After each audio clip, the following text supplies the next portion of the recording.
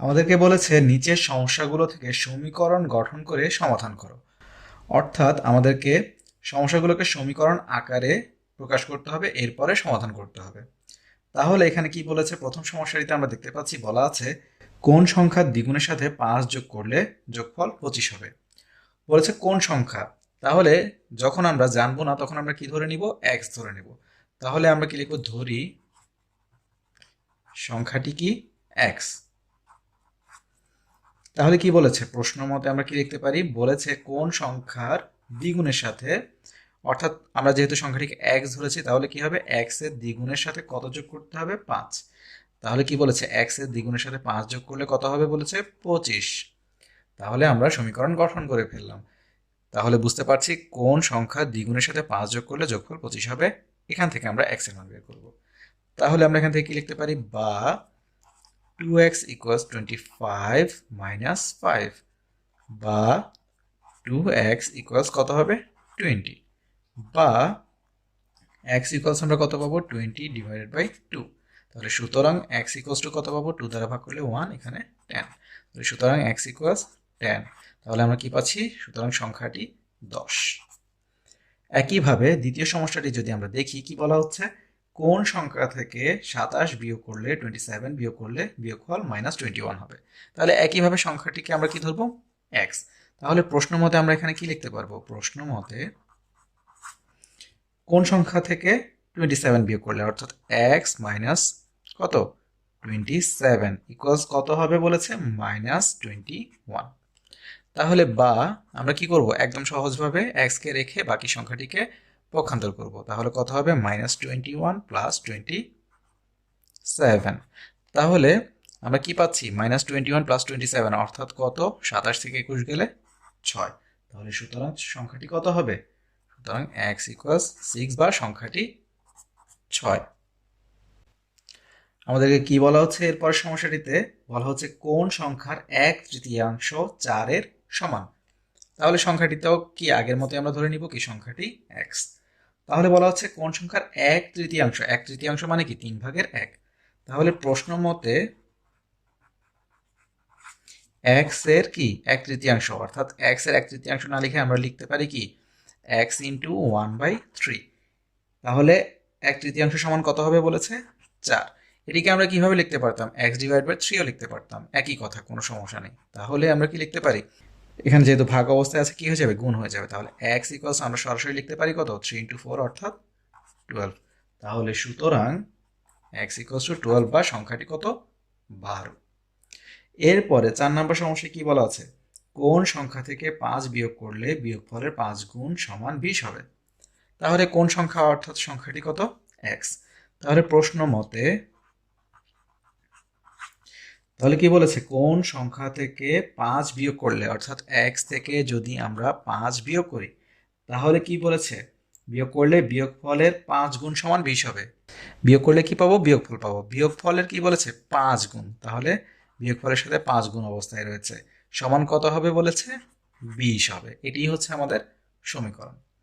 এখন তাহলে আমরা সমাধান করতে পারবো। তাহলে আমরা এখন কি লিখতে পারি, বা যেহেতু গুণ অবস্থায় আছে কি হবে, পক্ষান্তর করলে ভাগ হবে।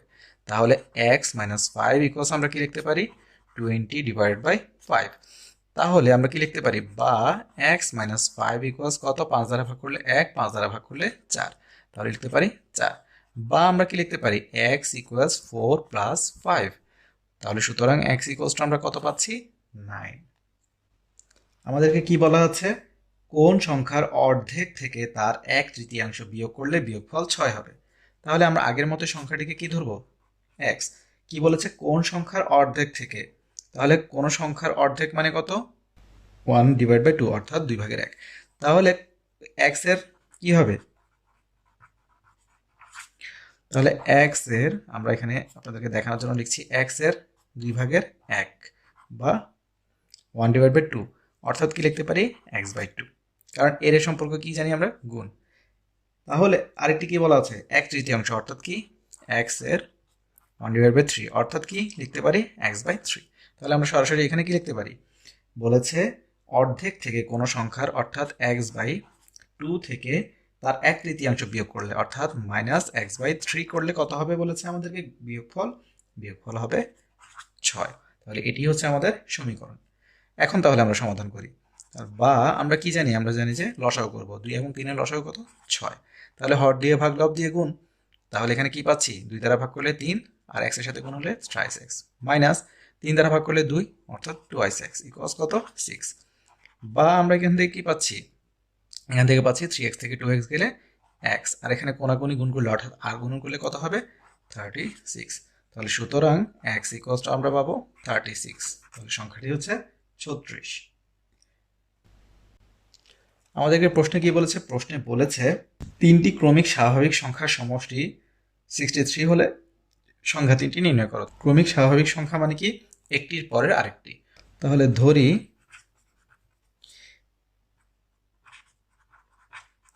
একটি সংখ্যা x। তাহলে সুতরাং ক্রমিক স্বাভাবিক সংখ্যাগুলো কি কি হবে?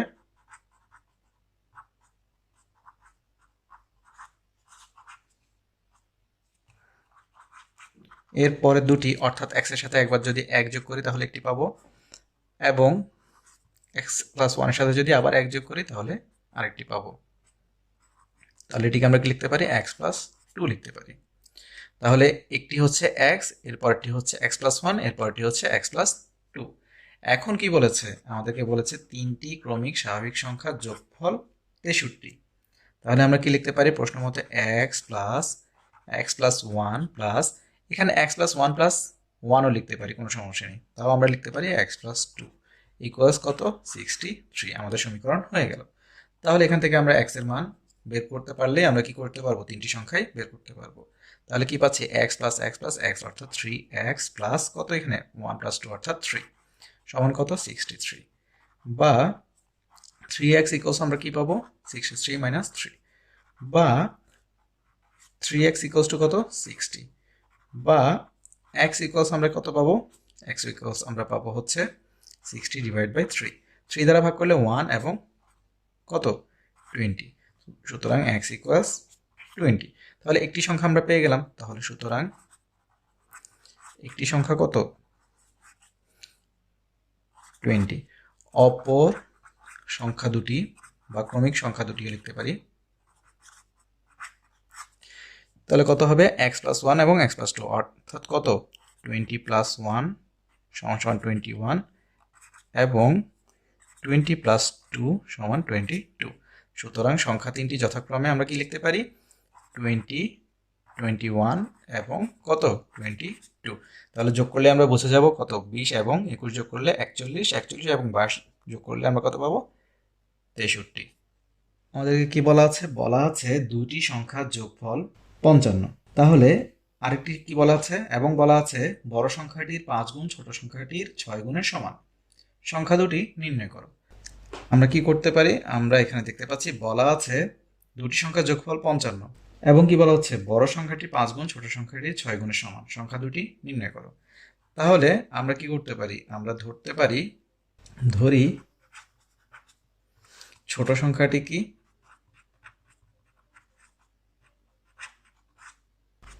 x। তাহলে বড় সংখ্যাটি কত হবে? সুতরাং বড় সংখ্যাটি কত হবে? যেহেতু দুটি সংখ্যার যোগফল 55, তাহলে 55 থেকে x বাদ দিলে আমরা কি পাবো? বড় সংখ্যাটি পেয়ে যাব। এখন আমরা কি লিখতে পারি? প্রশ্ন মতে আমাদেরকে কি বলেছে? যে আমাদেরকে বলেছে বড় সংখ্যাটি 5 গুণ ছোট সংখ্যাটির 6 গুণের সমান। তাহলে ছোট সংখ্যাটির 6 গুণ কত? 6x। আর বড় সংখ্যাটির 5 গুণের সমান মানে কি? 5 ইন্টু 55 মাইনাস x। তাহলে বা আমরা কি লিখতে পারি? 6x সমান এখানে 55 গুণ 5 অর্থাৎ কত? 275 মাইনাস 5x। বা এখান থেকে কি পাচ্ছি? 6x plus 5x equals 275। বা কি পাচ্ছি? 11x equals 275। বা x ইকুয়ালস আমরা কি পাচ্ছি? 275 ডিভাইড বাই 11। তাহলে সুতরাং x ইকুয়ালস টু আমরা কত পাচ্ছি? এখান থেকে 11 দ্বারা ভাগ করলে এখানে পাবো 25। তাহলে আমরা ছোট সংখ্যাটি পেয়ে গেলাম। সুতরাং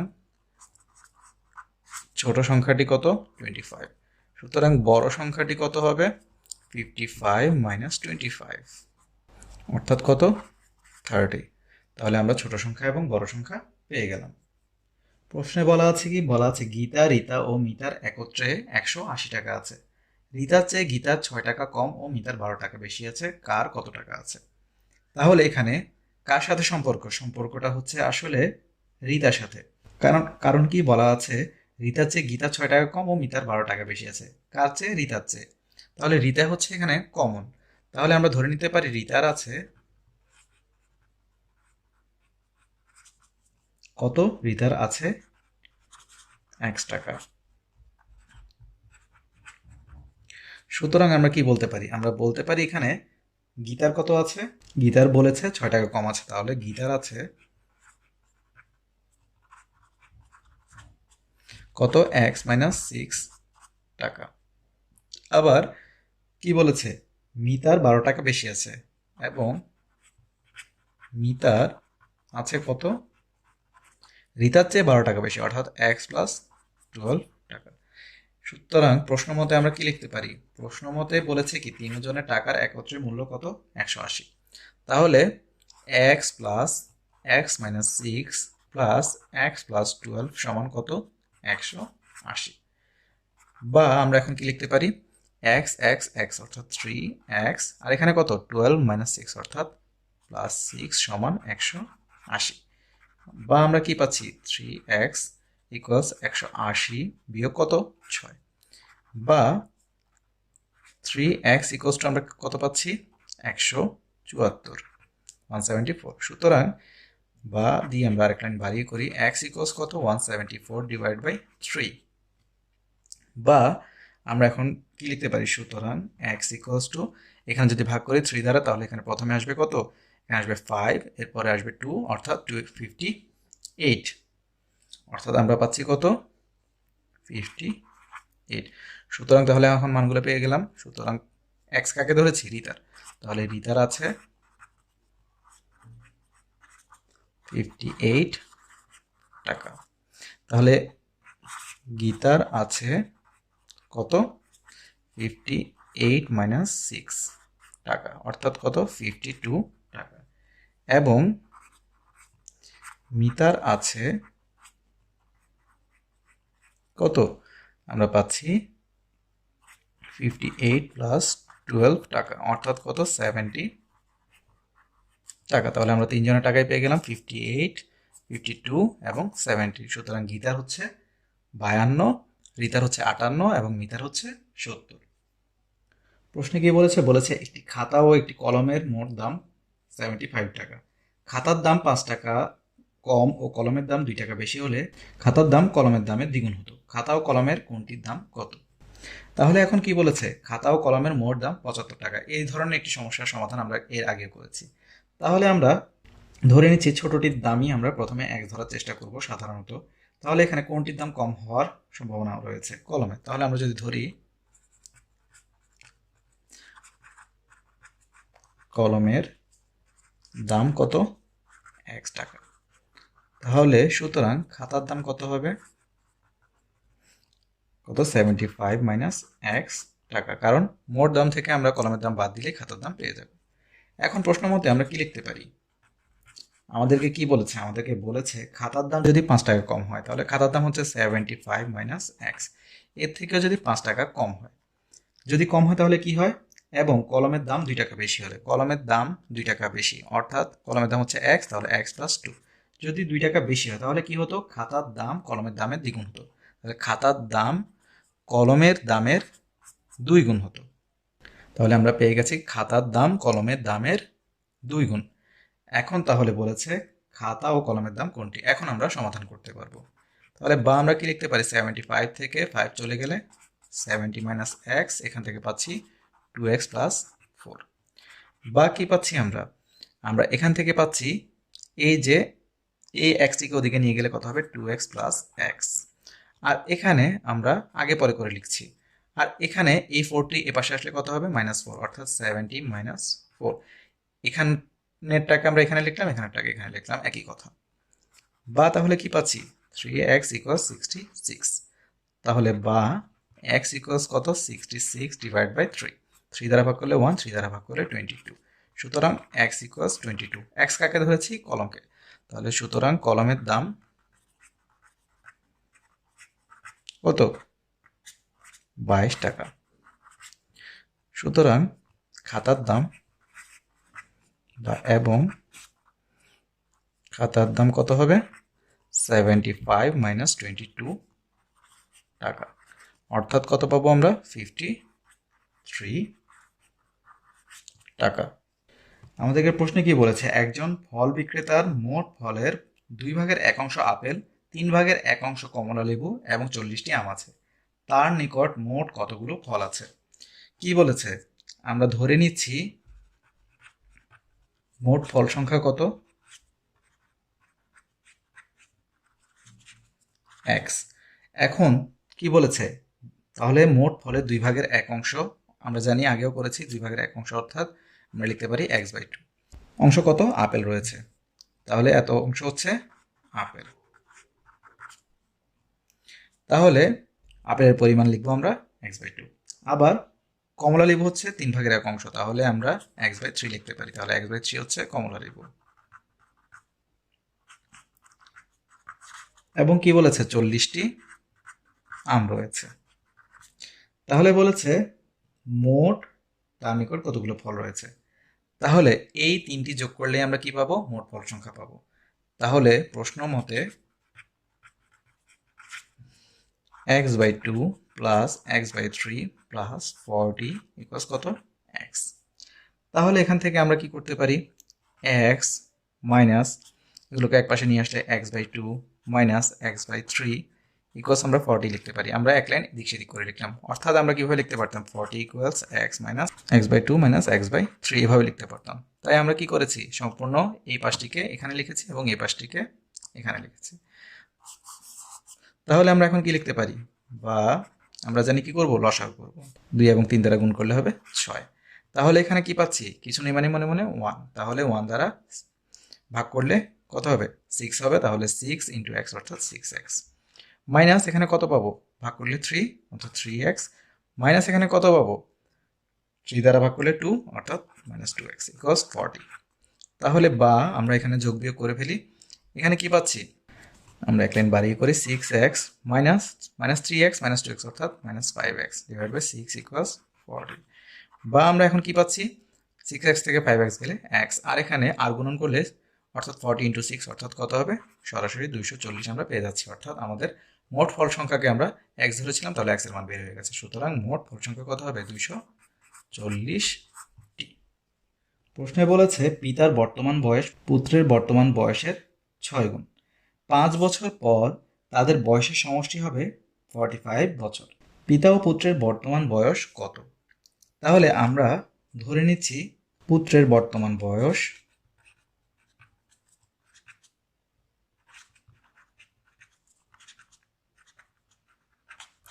x, সাথে বছর লিখতে পারি ধরি। তাহলে কি বলেছে, পিতার বর্তমান বয়স পুত্রের বর্তমান বয়সের 6 গুণ। তাহলে সুতরাং পিতার বয়স কত হবে,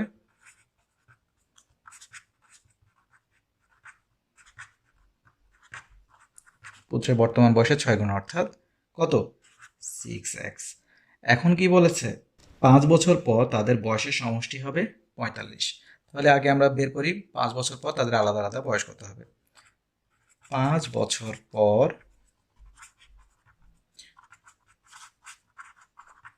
পুত্রের বয়স কত হবে, x প্লাস 5 অর্থাৎ 5 বছর পর, এবং 5 বছর পর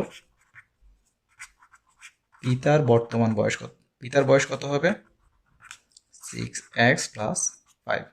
আমাদেরকে প্রশ্নে কি বলেছে, আমাদেরকে প্রশ্নে বলেছে 5 বছর পর পিতা এবং পুত্রের বয়স হবে কত, 45। তাহলে এখান থেকে আমরা বের করতে পারি, তাহলে প্রশ্ন মতে x plus 5 plus 6x plus 5 সমান কত, 45। এখান থেকে তাহলে আমরা x এর মান বের করব, বা 6x প্লাস x অর্থাৎ 7x, এখান থেকে পাবো 5 প্লাস 5 অর্থাৎ 10 সমান কত, 45।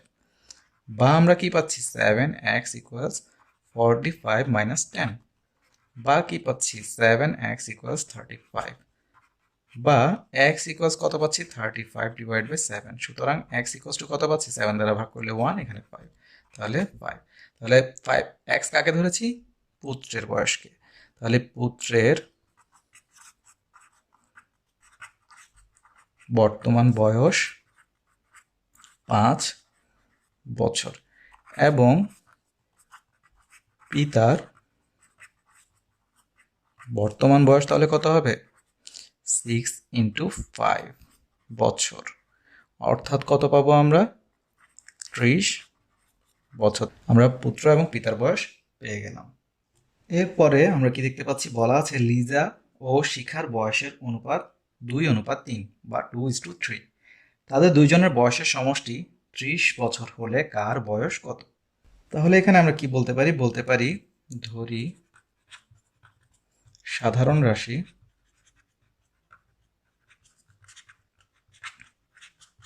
x। এটি কেন লিখলাম, কারণ হচ্ছে অনুপাতে আমরা মূলত আসলে বুঝি কি বেশিরভাগ সময়ে যে দুটি অনুপাতে নিশ্চয়ই কোনো একটি সাধারণ রাশি রয়েছে যা দ্বারা তাদেরকে কি করা হয়েছে, ভাগ করা হয়েছে, অর্থাৎ লঘিষ্ঠকরণ করার জন্য।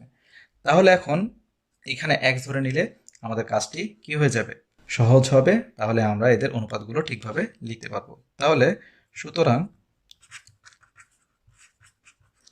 লিজার বয়স 2x, এখানে কি লিখবো বছর, না লিখলেও ওরকম কোনো সমস্যা নেই, এবং শিখার বয়স তাহলে কত 3x। এখন কি বলেছে, তাদের দুজনের বয়সের সমষ্টি 30 বছর।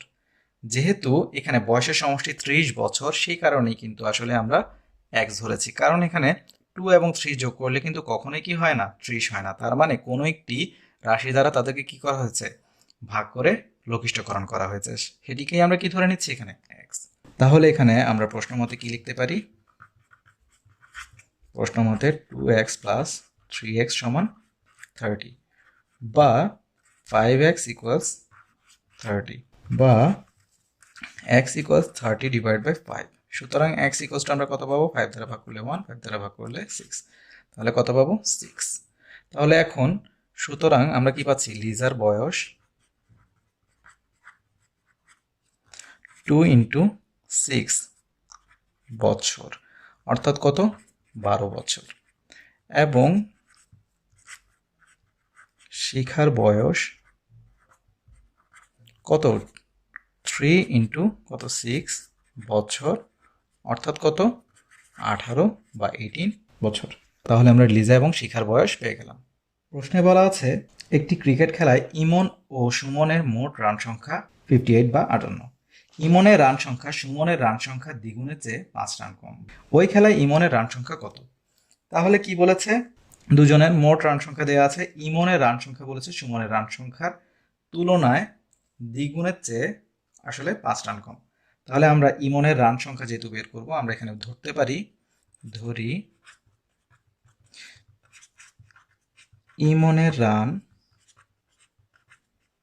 সংখ্যা কত, আমরা ধরে নিলাম x। তাহলে সুমনের রান সংখ্যা কত হবে সেটি আমরা বের করব। তাহলে সুমনের রান সংখ্যা কত হবে,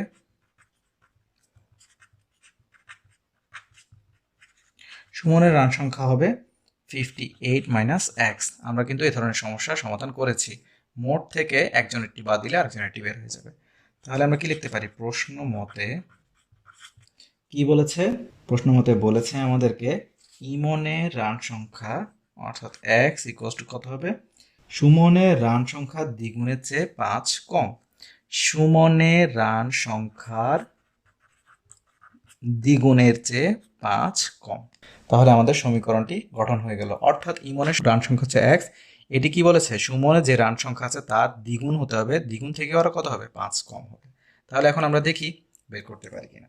তাহলে এখান থেকে কি পাচ্ছি, বা x = 58 × 2, অর্থাৎ কত পাবো 116, আর এখান থেকে -2x - কত 5। তাহলে এখান থেকে কি পাচ্ছি x, আর এখানে এই মাইনাসটা এদিকে আসলে প্লাস হয়ে যাবে, +2x, এখান থেকে কত পাবো 116 থেকে 5 গেলে 111। তাহলে বা 3x = 111, বা x = কত 111/3। তাহলে আমরা এখান থেকে কত পাবো, যদি আমরা 3 দ্বারা ভাগ করি তাহলে এখান থেকে পাবো 37, আর এখানে 1। তাহলে সুতরাং x = কত 37। তাহলে আমরা কার রান পেলাম, এটি অবশ্যই ইমনের রান পেয়ে গেলাম, কারণ ইমনের রান সংখ্যাকেই আমরা x ধরেছি। সুতরাং ইমনের রান কত 37 বা 37 রান লিখবো আমরা। প্রশ্নে কি বলেছে, একটি ট্রেন ঘন্টায় 30 কিলোমিটার বেগে চলে কমলাপুর স্টেশন থেকে নারায়ণগঞ্জ স্টেশনে পৌঁছালো। ট্রেনটির বেগ ঘন্টায় 25 কিলোমিটার হলে 10 মিনিট বেশি সময় লাগতো। দুই স্টেশনের মধ্যবর্তী দূরত্ব বা মধ্যে দূরত্ব কত? আমরা ধরে নিচ্ছি দূরত্ব x কিলোমিটার। তাহলে আমরা ধরে নিলাম দূরত্ব x কিলোমিটার। এখন কি বলেছে, আমাদেরকে বলেছে ঘন্টায় 30 কিলোমিটার বেগে আর ঘন্টায় 25 কিলোমিটার বেগে, দুটির পার্থক্য দেওয়া আছে 10 মিনিট। তাহলে আমরা এখানে সময়ের কাজ করব যাতে আমরা সমীকরণ গঠন করতে পারি। তাহলে আমরা কি লিখতে পারি, এখন 30 কিলোমিটার যায় 1 ঘন্টায়, তাকে আমরা কি লিখব, মিনিটে, কারণ আমাদের আরেকটি কিন্তু মিনিটে সময় দেওয়া আছে। তাহলে আমরা কি লিখব, 60 মিনিটে। তাহলে এখন 1 কিলোমিটার যায় আরো কি কম সময়, অর্থাৎ 60/30 মিনিটে। তাহলে 1 কিলোমিটার যায় আরো কি বেশি সময় লাগবে, তাহলে এখানে 60x/30 মিনিট। একইভাবে আবার আমরা কি লিখতে পারি, 25 কিলোমিটার যায় কত মিনিটে, 60 মিনিটে। তাহলে 1 কিলোমিটার যাবে কত, 60/25 মিনিটে। আর x কিলোমিটার যাবে কততে, 60x/25 মিনিটে। এখন আমাদেরকে কি করতে হবে, অবশ্যই এখানে দেখতে হবে যে দুটি সময়ের পার্থক্য কত, 10 মিনিট। তাহলে আমরা কি লিখতে পারি, প্রশ্ন মতে কি পাবো, সময় বেশি লাগে কোথায়, এখানে। তাহলে 60x/25, অর্থাৎ বেশি সময় থেকে কম সময়টা বাদ দিলাম, 60x/30 কত হবে, আমরা 10 লিখবো না, কারণ এখানে আমরা 10 লিখতে পারি চাইলে, আবার চাইলে 60/10ও লিখতে পারি, অর্থাৎ 10/60ও লিখতে পারি, কারণ যেহেতু এখানে আমরা ঘন্টার হিসাবও করতে পারি। তাহলে আমরা এখানে কি লিখবো, তাহলে লিখবো এখানে কত, 10। আপনারা চাইলে এই সমস্যাটি এখানে এভাবে না লিখে আবার কি করতে পারেন, চাইলে এখানে 30 লিখতে পারেন 1 ঘন্টায়। আবার তাহলে এখানে কত হবে, 1 কিলোমিটার হবে কত, 1/30, আর x হবে কত, x/30।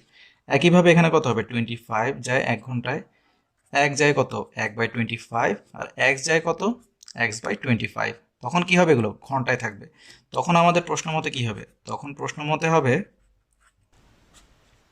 x/25 minus x/30 equals, তখন কি হবে, তখন লিখতে হবে আমাদেরকে 10/60, কারণ ঘন্টায় তখন প্রকাশ করতে হবে, কারণ হচ্ছে এগুলো ঘন্টায় আছে।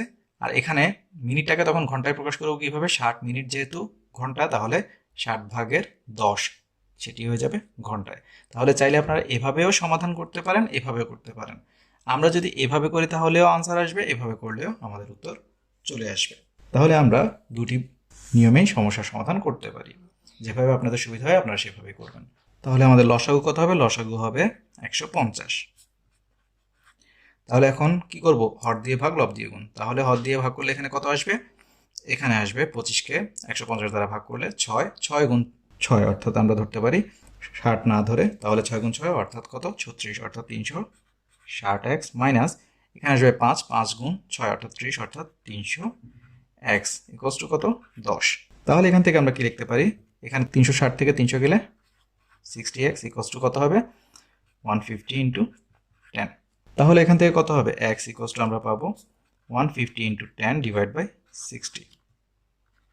তাহলে আমরা ভাগ করে ফেলি, তাহলে এখান থেকে কত পাবো, এখান থেকে 0 0 কাটলে এখানে পাবো হচ্ছে 6, আর এখানে পাচ্ছি কত, 150। তাহলে কত পাচ্ছি আমরা পাচ্ছি 25। তাহলে সুতরাং x ইকুয়ালস টু 25, অর্থাৎ কি 25 কিলোমিটার।